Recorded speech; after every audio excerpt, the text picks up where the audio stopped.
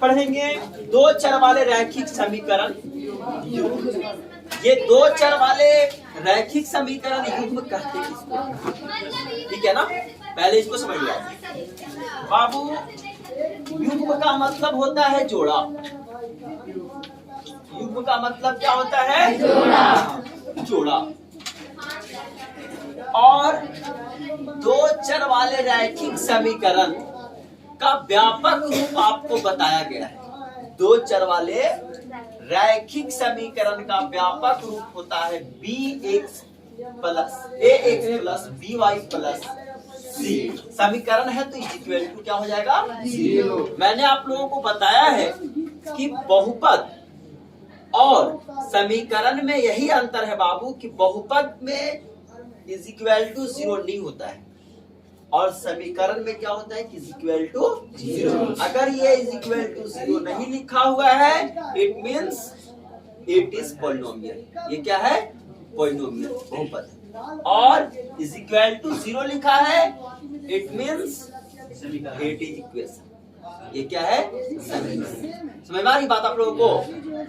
अभी जो हम आप लोगों को समझाने जा रहे हैं वो क्या समझाने जा रहा है? दो चर वाले रैखिक समीकरण युग्म है क्या, ठीक है ना।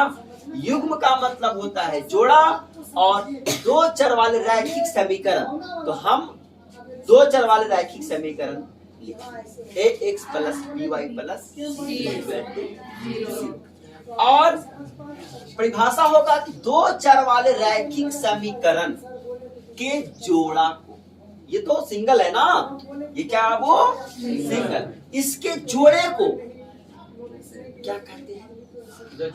दो चर वाले रैखिक समीकरण कहते हैं, युग्म कहते हैं। दो चर वाले रैखिक समीकरण मतलब दो चर वाले रैखिक समीकरण के जोड़ा को क्या कहते हैं? दो चर वाले रैखिक समीकरण युग्म कहते हैं। और तो एक का तो आपने व्यापक रूप लिख लिया, दूसरा भी तो इसी रूप का रहेगा ना। दो चर रैखिक समीकरण है तो जैसे ये है वैसे एक और रहेगा। अंतर सिर्फ ये होगा कि गुणांक जो रहेगा ना उसका नाम जैसे तक लिखे हो ना उसका नाम दे दो dx plus ey plus f equal to 0। एगो चर ही होगा दो चर रैखिक समीकरण, समीकरण और दो चर रैखिक समीकरण की ये हो गया ना। अब ये दोनों देखो जोड़ा में हो गया ना, तो इसी को हम कहते हैं दो चर वाले रैखिक समीकरण युग्म। सिर्फ और सिर्फ दो चर वाला रैखिक समीकरण का अगर व्यापक पूछे तो आप बताएंगे क्या? ax plus by plus c बराबर 0, ठीक है। और दो चर वाले रैखिक समीकरण युग्म का अगर व्यापक रूप पूछे तो ax plus by plus c बराबर 0, dx plus by plus c बराबर 0। कोई दिक्कत? अब हम बात जो अगला करने जा रहे हैं दो हलों की संख्या पर। अब हम किस पे बात करेंगे बाबू? हलों की संख्या पर। तो हलों की संख्या में हम पहले बात करेंगे सिर्फ और सिर्फ दो चर वाले रैखिक समीकरण। एक नंबर का क्वेश्चन पूछा जाता है बाबू कि दो चर वाले रैखिक समीकरण में, दो चर वाले रैखिक समीकरण में हलों की संख्या क्या होती है? हलों की संख्या क्या होती है? तो आपका सही जवाब होगा अनगिनत। दो चर वाले रैखिक समीकरण में हलों की संख्या क्या होती है? कितनी होती है? तो आपका आंसर क्या होगा? अनगिनत। अब कैसे होती है? अनगिनत कैसे होती है सर? ये चर्चा हम आपको करेंगे इस चैप्टर के बाद, ठीक है। जब हम आपको ग्राफीय विधि से, किस विधि से? ग्राफीय विधि से जब हम तुमको दो चर वाले रैखिक समीकरण का हल निकालने के लिए सिखाएंगे बाबू, तब हम तुमको सिखा देंगे कि अनगिनत हल कैसे होता है, क्योंकि इसके बारे में आपने 9th क्लास में भी पढ़ा है, ठीक है। तो शॉर्ट में हम थोड़ा सा चर्चा कर लेते हैं। जैसे आपका क्वेश्चन है 2x plus 3y minus 4 is equal to 0। कुछ भी -4 प्लस कुछ भी, चलो 0 या माइनस माइनस भी रह सकता है,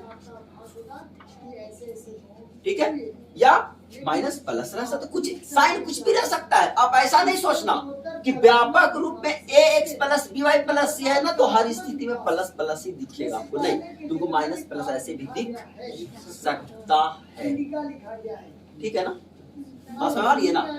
अब इसका अनगिनत और कैसे होता है, तो अब क्वेश्चन दिया है कि 2x minus 3y plus 4 is equal to 0 का आप हल।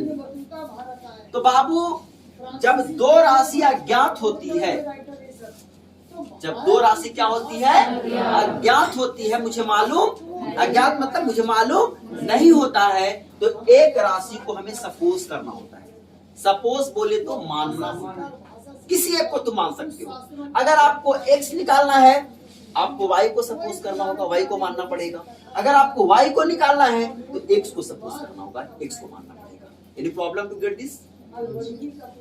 बात समझ रही है ना। मैंने क्या बोला कि दो चर वाले रैखिक समीकरण में हलों की संख्या अनगिनत होती है, ये बताया ना मैंने। अनगिनत कैसे होती है इस पे मैं चर्चा कर रहा हूँ, अनगिनत कैसे होती है। तो मैंने एक एग्जांपल लिया है दो चर वाले रैखिक समीकरण का, और इसमें मैं देख रहा हूं कि अज्ञात राशि यानी चर राशि कितने हैं, 2, और जब अज्ञात राशि 2 होते हैं तो एक को हमें क्या करना पड़ता है बाबू, सपोज करना पड़ता है, मानना पड़ता है। तो आप y का जो मान लीजिएगा, y का जो मान लीजिएगा तो कितना बार आप ले सकते हैं, तो संख्याएं धरती पर अनगिनत है ना जी, तो हम y का मान अनगिनत ले सकते हैं सर, नो डाउट, इसमें कोई शक नहीं है, y का मान अनगिनत ले सकते हैं। तो आप ही हमको बताइए अब कि जब आप y का मान अनगिनत लीजिएगा तो x का मान अनगिनत आएगा कि नहीं आएगा, है? मतलब जितना बार आप y का मान लीजिएगा उतना बार x का मान आएगा, और जितना बार आप x का मान लीजिएगा उतना बार आपका y का मान आएगा, आएगा कि नहीं। और संख्याएं अनगिनत है, तो हम अनगिनत बार अगर x का मान लेंगे तो y का मान अनगिनत बार आएगा कि नहीं, और y का मान अगर अनगिनत बार लेंगे तो x का मान अनगिनत बार आएगा कि नहीं। जैसा कि आपने 9th क्लास में सीखा भी था, एक y की जगह पर कुछ रखते थे अपने मन से तो x निकल जाता था, और x की जगह पर अपने मन से कुछ रखते थे तो y निकलता था कि नहीं। तो 9th क्लास में आप लोगों को मैक्सिमम अधिक से अधिक 4 ही तक निकालना था, कि अधिक से अधिक 4 हलों की संख्या निकालो, 2 हलों की संख्या निकालो, ऐसा था ना, 3 हलों की संख्या निकालो, हमारी बात ना। लेकिन निकलता क्या है, अनगिनत होता है।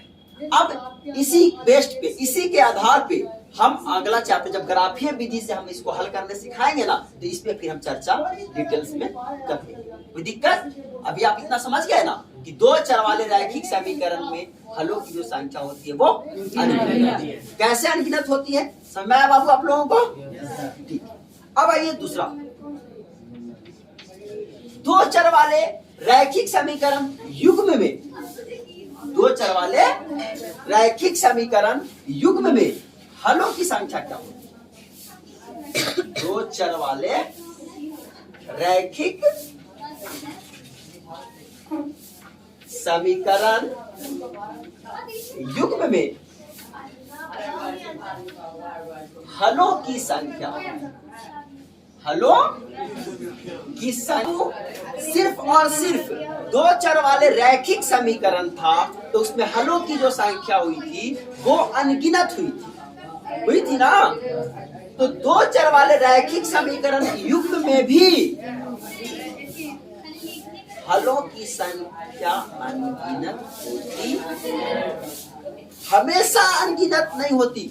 दो चर वाले रैखिक समीकरण में क्या होता है, हमेशा अनगिनत होता है, लेकिन युग्म में क्या होता है कि हमेशा अनगिनत नहीं होता है। कभी कभी हलों की संख्या एक और केवल एक भी होती है, ठीक है। कभी कभी हलों की संख्या नहीं भी होती है, और कभी कभी हलों की संख्या अनगिनत है। हमारा आप इसको संख्या को ऐसे याद रख सकते हो कि कभी कभी विकास सर हैं जो एक रोटी कभी कभी एकदम नहीं खाते हैं और कभी कभी अनगिनत खाते हैं। लगा बात आप लोगों को? कभी कभी विकास सर एक रोटी खाते हैं, कभी कभी नहीं खाते हैं और कभी कभी अनगिनत खाते हैं। तो हलों की जो संख्या होती है किसमें? दो चर वाले रैखिक समीकरण युग्म में वो एक और केवल एक भी हो सकती है, अनगिनत भी हो सकती है और या कोई हल नहीं भी हो सकता। अब तेरे मन में सवाल चल रहा होगा कि ए सर कब एक और केवल एक हल होती है, कब अनगिनत हल होती है, कब कोई हल नहीं, है ना? Note on please. कोई हल नहीं होती है और कभी कभी क्या होती है? अनगिनत। अब ये सीखना है हम लोगों को कि कब हलों की संख्या एक और केवल एक होती है। एक और केवल एक को हम लोग अद्वितीय भी कहते हैं। अद्वितीय आप लोग हिंदी में पढ़े होंगे बाबू, अनेक शब्दों का एक शब्द जिसके समान कोई दूसरा ना हो, जिसके समान कोई दूसरा ना हो उसको क्या बोलते हैं? अद्वितीय। जिसके समान कोई दूसरा ना हो तो उसको क्या कहते हैं? अद्वितीय। और हम लोग अद्वितीय मतलब हमारे जैसा कोई नहीं, आपके जैसा कोई नहीं। भगवान ने सबको अलग अलग हुनर के साथ बनाया, यानी अपने आप में आप लोग सब क्या है? अद्वितीय है। जब अद्वितीय है तो हम अद्वितीय कार्य करेंगे। अद्वितीय कार्य कहने का मतलब सबसे अलग अच्छा काम, ठीक है, जिससे हमारा क्या हो? पहचान। अगर सारे बच्चे एक समान कार्य को करेंगे, मतलब एक समान एग्जामिनेशन की तैयारी करेंगे, ठीक है ना? कंपटीशन जो होती है ना, जैसे मान लो अभी सारे बच्चे जनरल की तैयारी कर रहे हैं, तो सारे बच्चे जनरल की तैयारी कर रहे हो तो पक्का है कुछ ना कुछ बच्चे छूट जाएंगे, क्योंकि कंपटीशन है। जो ज्यादा बढ़िया करेगा उसको सिलेक्ट किया जाएगा, बाकी वो क्या कर जाएगा? छोड़ दिया जाएगा। और यही अगर सारे बच्चों में कुछ बच्चे कंपटीशन की तैयारी कर रहे हैं, कुछ बच्चे मेडिकल की तैयारी कर रहे हैं, कुछ बच्चे इंजीनियरिंग की तैयारी कर रहे हैं, तो क्या होगा कि लगभग सारे बच्चे क्या हो जाएंगे? सेट हो जाएंगे। तो भीड़ में नहीं चलना है। भीड़ में चलोगे तो छूट जाओगे, पीछे रह जाओगे, ठीक है? अलग चलो, अलग कंपटीशन की तैयारी करो, सिलेक्ट कर लिया, ठीक है? तो अभी क्या होड़ लगी हुई थी थोड़ी दिन पहले? रेलवे हर बच्चे रेलवे की तैयारी कर रहे थे। क्या हुआ? कुछ सिलेक्टेड हुए, कुछ बच्चे छूट गए। यही बांट लो, कुछ बच्चे रेलवे की तैयारी करें, कुछ बच्चे बैंकिंग की तैयारी करें, कुछ बच्चे मतलब अलग अलग फील्ड की तैयारी करोगे तो एम्बिशन तक पहुंचना क्या हो जाता है? आसान हो जाता है। तो ऐसा नहीं कि फलाना ये कर रहा है तो हम भी वही करेंगे, नहीं। आपको जिसमें एबिलिटी है आप उसको करो, ठीक है? Come two point please. हम बोल रहे थे एक और केवल एक, तो हम लोग क्या कहते हैं? अद्वितीय हल भी कहते हैं। मतलब ये हल, अद्वितीय हल कब होता है ये सीखना है ना हम लोगों को। तो हम आप लोगों को व्यापक रूप दिए थे दो चर रैखिक समीकरण युग्म का, ax plus by plus c बराबर 0, dx plus dy plus f बराबर 0, ठीक है ना? तो बाबू पहला जो चर है ना, पहला जो चर तुमको मिलेगा उसके गुणांक का अनुपात, ठीक है? तो पहला वाला चर देखो x है ना, इसका गुणांक का अनुपात क्या होगा? a बटा d। और दूसरे वाले चर के गुणांक के अनुपात यानी b बटा के बराबर नहीं रहेगा।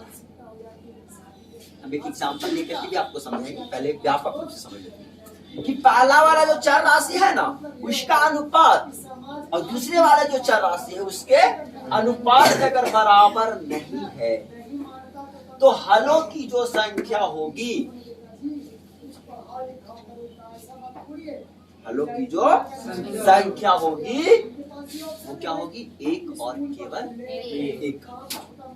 ठीक है, कोई हल नहीं कब होगा अगर पहले वाले चर राशि का जो गुणांक है यानी a बटा d जो है वो दूसरे वाले के बराबर हो, बराबर हो, और तीसरा जो अचर है ना उसके बराबर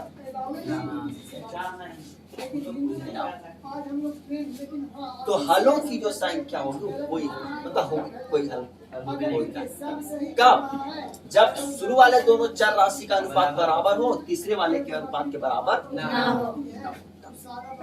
और अनगिनत हल कब होगा, तो पहला चर राशि का अनुपात बराबर दूसरा चर राशि का अनुपात और बराबर तीसरा चर राशि का अनुपात।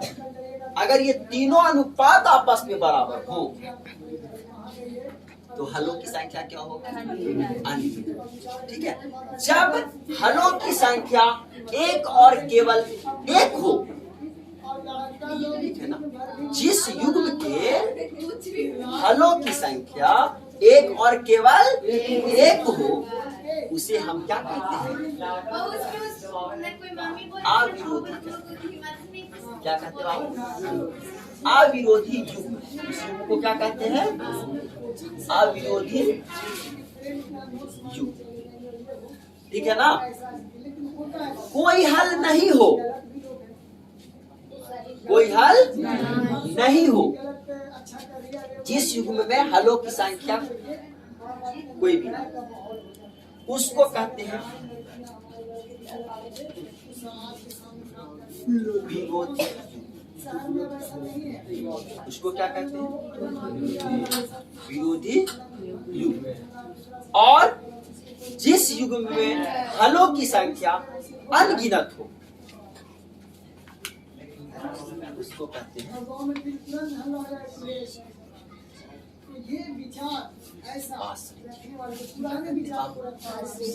जिस युग में दो चर वाले रैखिक समीकरण का वह युग, वह जोड़ा जिसमें हलों की संख्या एक और केवल एक हो तो उसको अविरोधी। कोई हल नहीं हो, विरोधी। अनगिनत हल हो, क्या कहते हैं, अविरोधी होने का जो शर्त है वो शर्त क्या है बाबू, तो a बटा d is not equal to b बटा e। कोई हल नहीं होने का शर्त क्या है बाबू, a बटा d is equal to b बटा e is not equal to c बटा a। और अनगिनत हल होने का शर्त क्या है बाबू, तो a बटा d is equal to b बटा e is equal to c बटा f। यहाँ तक कोई दिक्कत हुआ क्या? अब हम एक एग्जाम्पल लेते हैं और एक एग्जाम्पल के मदद से सीखेंगे कि उसका हल विरोधी होगा, सॉरी एक और केवल एक हल होगा, अनगिनत हल होगा या कोई हल नहीं होगा। नोट डाउन सीखेंगे बाबू कि एग्जाम्पल की मदद से कि किसका हल एक और केवल एक होता है, किसका हल अनगिनत होता है और किसका हल कोई हल नहीं होता। मैंने शर्त आप लोगों को बता दिया कि पहला चर का अनुपात दूसरे चर के अनुपात के बराबर नहीं है तो एक और केवल एक है। पहला चर का अनुपात दूसरे चर के अनुपात के बराबर है लेकिन तीसरा अचर के बराबर नहीं है तो कोई हल नहीं होगा। और तीसरा मैंने बताया था कि पहला चर का अनुपात दूसरा चर का अनुपात और तीसरा चर का अनुपात तीनों आपस में क्या है, बराबर है, क्या होगा, अब हम लोग पता करने चलते हैं किसका एक और केवल एक हल होगा, किसका अनगिनत होगा और किसका कोई हल। बाबू ये क्वेश्चन है 5x minus 3y minus 11 is equal to 6y minus 10x plus 22 is equal to. हम क्या करेंगे, पहला चर राशि का अनुपात। तो पहला देखो ना, यहाँ x है ना, तो नीचे x वाला को ही लेंगे बाबू। ऐसा नहीं देख लेना कि ऊपर x और नीचे y है तो बस उससे मतलब नहीं, बस हम ले लेंगे नहीं।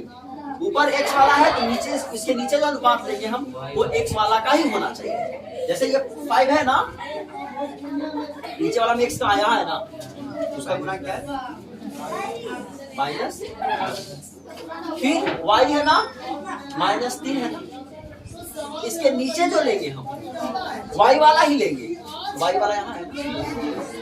अब अच्छा -11 बटा क्या हो जाएगा, अब काट छट 5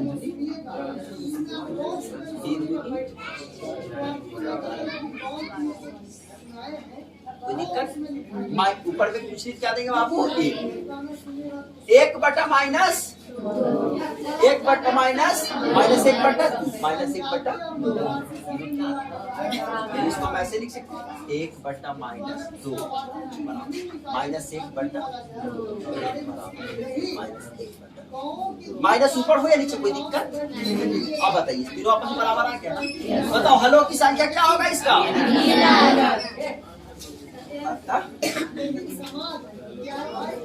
हलो की संख्या क्या होगी,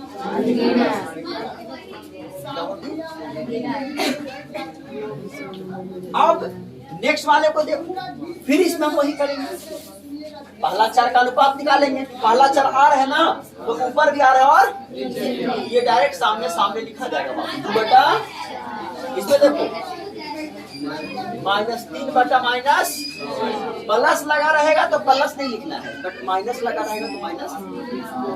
और इधर में देखो बराबर के बाद इधर भी है, बराबर के बाद या तो अचर राशि को बराबर के पहले होना चाहिए या तो बाद में, दोनों एक तरफ ही होना चाहिए।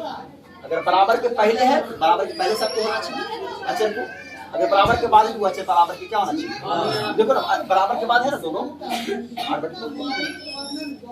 आप कहो कि सर एक ऊपर वाला अचर अगर बराबर के पहले रहता, ठीक है ना, और नीचे वाला बराबर के बाद रहता, तो वैसी स्थिति में सर तो किसी एक का साइन बदलना पड़ता, ठीक है ना। अगर मान लेते हैं प्लस इधर तो आप इसका साइन बदल लो या फिर इसका, दोनों में से किसी को साइन क्या करना पड़ता, बदलना पड़ता। खैर कोई नहीं, सब तो एक तरफ है ना। अब आइए 2 दूनी अब किधर कटेगा नहीं, 1/2 और 1/, ये दोनों बराबर हो रहा है और ये बराबर 1/2 बराबर 1/2। तो दिक्कत है क्या, हलों की संख्या क्या होगी, अतः हलों की संख्या कोई हल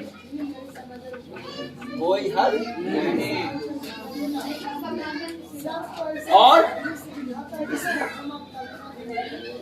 एल है ऊपर एक नीचे की, चलिए इसका अनुपात 3/, बाबू नीचे ऊपर भी नीचे पूर्णांक है ना, तो ये 9 नीचे बगल में ही लिखा सिखाया है ना,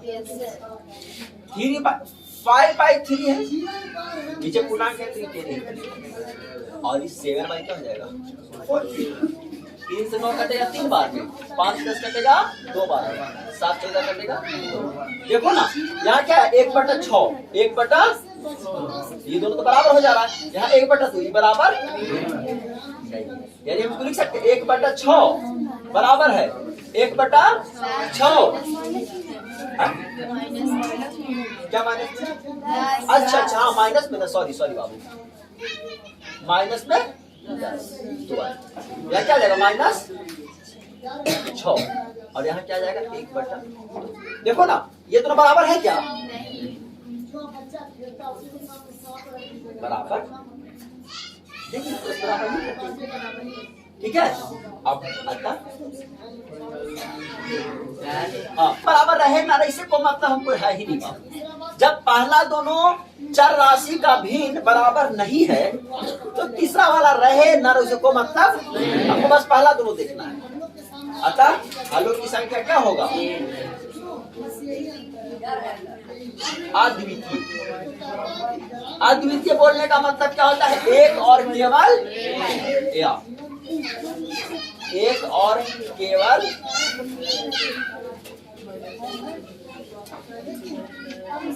एक और केवल। ये तो हो गया हलों की संख्या। कभी कभी क्वेश्चन पूछता है कि निम्नलिखित में से कौन सा युग्म अविरोधी है या विरोधी है या आश्रित है। तो वैसी स्थिति में भी हम यही कार्य को करेंगे बाबू, ठीक है। और अगर तीनों बराबर आ रहा है तो क्या बोल देंगे? आश्रित युग्म। क्या बोल देंगे? शुरू दोनों बराबर है, तीसरा बराबर, क्या बोल देंगे? और शुरू दोनों बराबर नहीं है, ये क्या कहलाएगा?